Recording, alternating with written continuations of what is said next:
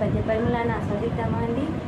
విష్ణు భక్తులెల్లా వెలుగూది పాలేరు, వాదమేళ మత విభేదమేళ, తెలియ లింగధరులు తిరుమని పాలేరు, విశ్వదాభిరామ వినురవే. ఓ వేమ, విష్ణు భక్తులెల్లా వెలుగూది పాలేరు అంటే విష్ణు భక్తులందరూ శైవులుగా మారిపోయారు. వాదం ఎందుకు, మత విభేదం ఎందుకు, వాదాలు వివాదాలు ఎందుకు, తెలియ లింగధరులు తిరుమని పాలయ్యారు అంటే తిరుమని అంటే వైష్ణవులు ధరించే అదొక రకమైన బొట్టు.